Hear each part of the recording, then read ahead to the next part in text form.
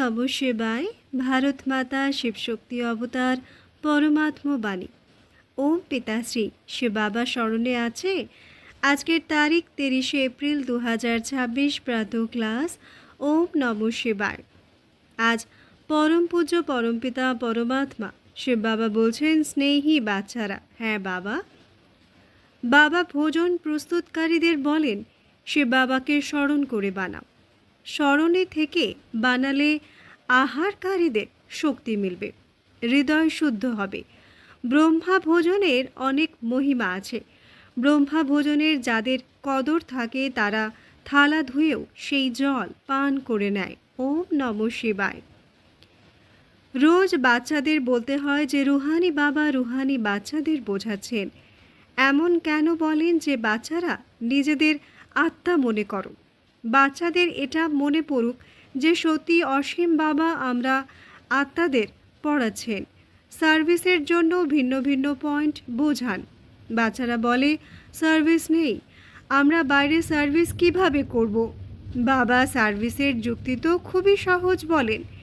এখন যেমন রঘুনাথের মন্দির আছে, সেখানেও সার্ভিস করতে পারো। চিত্র হাতে থাকুক, রঘুনাথের কালো চিত্রও থাকুক, ফর্সা চিত্রও থাকুক।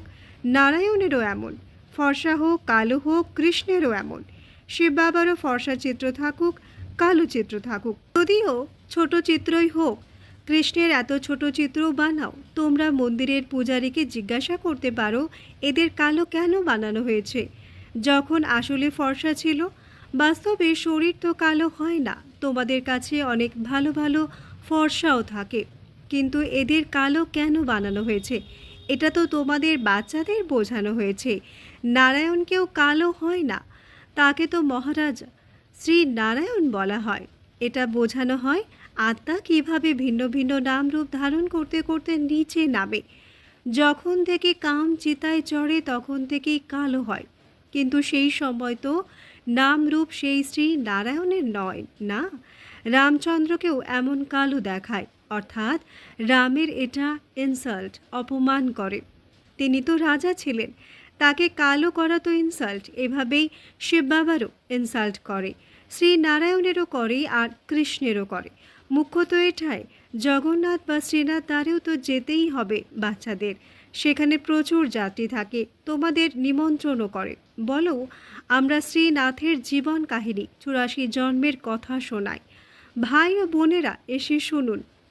এমন ভাষণ আর তো কেউ করতে পারবে না। তোমরা বোঝাতে পারো এরা কালো কেন হয়েছে। 84 জন্ম তো প্রত্যেক মানুষ, চাই দেবতা হোক যে অসুর হোক, 84 জন্ম তো নেই। পাবন থেকে পতিত অবশ্যই হয়। এরা পাবন ছিল, তারপর বাম মার্গে গেল তো তাদের কালো করে দিয়েছে। কাম চিতায় বসার ফলে আয়রন এজেড লৌহযুগীয় হয়ে যায়। লোহার রং কালো হয়, সোনার গোল্ডেন হয়, তাকে বলবে ফর্সা। তারাই আবার 84 জন্মের পর কালো হয়। সিঁড়ির চিত্র অবশ্যই হাতে থাকুক, সিঁড়িরও বড় হোক বা যে কেউ যেন দূর থেকে ভালোভাবে দেখতে পারে। আর তোমরা বোঝাবে যে এখন ভারতের এই দশা। লেখাও আছে উত্থান আর পতন। বাচ্চাদের সার্ভিসের খুব শখ হওয়া উচিত। বোঝাতে হবে এই দুনিয়ার চক্র কিভাবে ঘোরে। Golden age, silver age, copper, iron, আবার এই পুরুষোত্তম সঙ্গম যুগও দেখাতে হবে। যদিও অনেক চিত্র না নাও, সিঁড়ির চিত্র তো মুখ্য ভারতের জন্য। তোমরা বোঝাতে পারো এখন আবার পতিত থেকে পাবন তোমরা কিভাবে হতে পারো। পতিত পাবন তো এক বাবাই, তাকে স্মরণ করলে সেকেন্ডে জীবন মুক্তি পাওয়া যায়। তোমাদের বাচ্চাদের মধ্যে এই সারা জ্ঞান আছে। অজ্ঞান ঘুমে সবাই শুয়ে আছে। ভারত জ্ঞানে ছিল তো খুব ধনবান ছিল, এখন ভারত অজ্ঞানে আছে। কত কাঙ্গাল।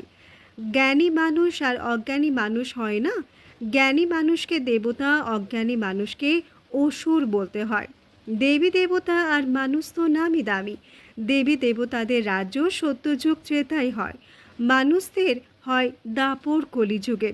এটা বাচ্চাদের বুদ্ধিতে সর্বদা থাকা উচিত। সার্ভিস কিভাবে করবে সেটাও বাবা বোঝাতে থাকেন। ভক্তিমার্গের শাস্ত্র আধা কল্প ধরে পড়ে আসছ, লাভ তো কিছুই হয়নি। পড়তে পড়তে আরও নিচে নেমেছ। যদিও কত বড় বড় বিদ্বান আচার্য আছে, সন্ন্যাস ধর্মের 1500 বছর হয়েছে, নিচে নামতেই থেকেছে। সিঁড়ির চিত্র বোঝানোর জন্য খুবই ভালো। বাবা বলেন, যদিও গৃহস্থ ব্যবহারে থাকো, শরীর নির্বাহের জন্য ব্যবসা আদিও তো করতেই হবে। জিসমানি শারীরিক বিদ্যাও পড়তে হবে। বাকি যে সময় পাওয়া যায় তো সার্ভিসের জন্য চিন্তা করা উচিত। আমরা অন্যদের কল্যাণ কিভাবে করব? এখানে তো তোমরা অনেকের কল্যাণ করতে পারো না। এখানে তো আশাই বাবার মুরলি শুনতে, এতেই জাদু আছে। বাবাকে জাদুকরও বলে না, গায়নও আছে, মুরলি তেরি মে জাদু হ্যায়, তোমার মুরলিতে জাদু আছে। তোমাদের মুখ থেকে যে মুরলি বাজে তাতে জাদু আছে, মানুষ থেকে দেবতা হয়ে যায়। এমন কোনো জাদুকর হয় না বাবা ছাড়া। গায়নও আছে, মানুষ থেকে দেবতা করতে দেরি লাগে না। পুরনো দুনিয়া থেকে নতুন অবশ্যই হয়, পুরনো বিনাশও অবশ্যই হতে হবে। এই সময়েই তোমরা রাজযোগ শিখছো তো অবশ্যই রাজাও হতে হবে। এখন তোমরা বাচ্চারা বোঝো 84 জন্মের পর আবার প্রথম নম্বর জন্ম চাই, কারণ ওয়ার্ল্ডের হিস্ট্রি জিওগ্রাফি রিপিট হয়। সত্যযুগ ত্রেতা যা কিছু হয়ে গেছে তা আবার রিপিট হবেই। এখানে তোমরা বসে আছো তো এখন এটা স্মরণ করতে হবে যে আমরা ফিরে যাচ্ছি, আবার শতপ্রধান দেবী দেবতা হচ্ছি। এই সময় আমরা তমপ্রধান। মানুষ তো মানুষই, কিন্তু দৈবী গুণ ধারণ করায় শতপ্রধান হওয়ায় তাদের দেবতা বলা হয়। এখন মানুষদের মধ্যে দৈবী গুণ নেই তো সার্ভিস তোমরা যেখানে খুশি করতে পারো। যত বড় ব্যবসায়ী হোক, গৃহস্থ ব্যবহার থেকে এই ইনকাম করতে হবে। এতে মুখ্য কথা হলো পবিত্রতার। পিওরিটি আছে তো পিস প্রসপারিটিও আছে। কমপ্লিট পিওর হয়ে গেলে তো আর এখানে থাকতে পারবে না, কারণ আমাদের শান্তিধামে অবশ্যই যেতে হবে। আত্মা পবিত্র হয়ে গেলে তখন আত্মার এই পুরনো শরীরের সাথে থাকার প্রয়োজন নেই। এটা তো অপবিত্র না? 5 তত্ত্বই অপবিত্র, শরীরও এগুলো দিয়েই তৈরি। একে মাটির পুতুল বলা হয়। 5 তত্ত্বের তৈরি শরীর একটা শেষ হয়, অন্যটা তৈরি হয়। আত্মা তো আছেই, আত্মা কোনো তৈরি হওয়ার জিনিস নয়। শরীর প্রথমে কত ছোট, তারপর কত বড় হয়, কত অর্গানস মেলে যা দিয়ে আত্মা সারা পার্ট বাজায়। এই দুনিয়াটাই ওয়ান্ডারফুল, অদ্ভুত। সব থেকে ওয়ান্ডারফুল হলেন বাবা, যিনি আত্মাদের পরিচয় দেন। আমরা আত্মা কত ছোট, আবার শরীর কিভাবে তৈরি হয়। 7-8 মাসের যখন হয় তখন আত্মা প্রবেশ করে। প্রত্যেক জিনিস ওয়ান্ডারফুল। জানোয়ার আদির শরীর কিভাবে তৈরি হয়, ওয়ান্ডার না? আত্মা তো সবার মধ্যেই সেই ছোট। হাতি কত বড়, তাতে এত ছোট আত্মা গিয়ে বসে। বাবা তো মানুষ জনির কথা বোঝান, মানুষ কত জন্ম নেয়। 84 লক্ষ জন্ম তো নয়। বোঝানো হয়েছে যত ধর্ম আছে তত ভ্যারাইটি তৈরি হয়। প্রত্যেক আত্মা কত ফিচারের শরীর নেয়, ওয়ান্ডার না? আবার যখন চক্র রিপিট হয় তখন সেই ছোট আত্মা তারা সেই শরীরই পায়, তাদের সেই পার্টই রিপিট হয়। যদি প্রতি জন্মে ফিচার্স, নাম, রূপ আদি বদলে যায়, এমন বলবে না কৃষ্ণ কালো, কৃষ্ণ ফর্সা না। তার আত্মা প্রথমে ফর্সা ছিল, 84 জন্ম নিতে নিতে কালো হয়। তোমাদের মধ্যেও ভিন্ন ভিন্ন ফিচার্স, ভিন্ন ভিন্ন শরীর নিয়ে পাঠ বাজাও, এটাও ড্রামা। তোমাদের বাচ্চাদের কখনো কোনো চিন্তা হওয়া উচিত নয়। সবাই অ্যাক্টার্স, এক শরীর ছেড়ে অন্যটা নিয়ে পার্ট বাজায়। প্রতি জন্মের সম্বন্ধ আদি বদলে যায়। তো বাবা বোঝান এটা তৈরি করা ড্রামা। আত্মায় 84 জন্ম নিতে নিতে তমপ্রধান হয়েছে, এখন আবার আত্মাকে শতপ্রধান হতে হবে। পাবন তো অবশ্যই হতে হবে, পাবন সৃষ্টি ছিল, এখন পতিত আবার পাবন হতে হবে। শত আর তম শব্দ তো আছে না? শতপ্রধান সৃষ্টি, তারপর শত রজ তম হয়। এখন যা তমপ্রধান হয়েছে তা আবার শতপ্রধান কিভাবে হবে? এটা বৃষ্টির জলে তো পাবন হবে না। বৃষ্টিতে তো মানুষের মৃত্যুও হয়ে যায়, ফ্লাডস বা বন্যা হয়ে যায়, তো কত ডুবে মরে। এখন বাবা বোঝান এই সব খণ্ড থাকবে না, সবাই ডুবে মরবে। ন্যাচারাল ক্যালামিটিসও অর্থাৎ প্রাকৃতিক দুর্যোগ সাহায্য করবে। কত প্রচুর মানুষ, জানোয়ার আদি ভেসে যায়। এমন নয় যে জল দিয়ে পাবন হয়ে যায়, সেটা তো শরীর চলে যায়। শরীরদের তো পতিত থেকে পাবন হতে হবে না, পাবন হতে হবে আত্মাকে। পতিত পাবন তো এক বাবাই, যদিও তারা জগৎগুরু বলে পরিচিত, কিন্তু গুরুর তো কাজ হলো সদ্গতি করা। তিনি তো এক বাবাই, সদ্গতি দাতা। বাবা সদ্গুরুই সদ্গতি দেন। বাবা বোঝাতে তো অনেকে থাকেন, এটাও শোনে না। গুরুরাও পাশে শিষ্যকে বসান শেখানোর জন্য, ইনিও তার পাশে বসে আছেন। বাবা বোঝান, ইনি বোঝার যোগ্য, তো ইনিও বোঝাতেন না। তাই গুরু ব্রহ্মা নম্বর 1-এ চলে আসে। শঙ্করের জন্য তো বলে চোখ খোলার ফলে ভস্ম করে দেন, তবে তাকে তো গুরু বলা যাবে না। তবুও বাবা বলেন, বাচ্চারা মামেকম ইয়াদ করো, একমাত্র শিব পিতাকেই স্মরণ করো। কালও বাবা বুঝিয়েছেন। অনেক বাচ্চা বলে এত ব্যবসা বাণিজ্যের চিন্তায় থাকি, আমরা নিজেদের আত্মা বুঝে বাবাকে কিভাবে স্মরণ করব। বাবা বোঝান, ভক্তিমার্গেও তোমরা হে ঈশ্বর, হে ভগবান বলে স্মরণ করতে না। স্মরণ তখন করো যখন কিছু দুঃখ হয়।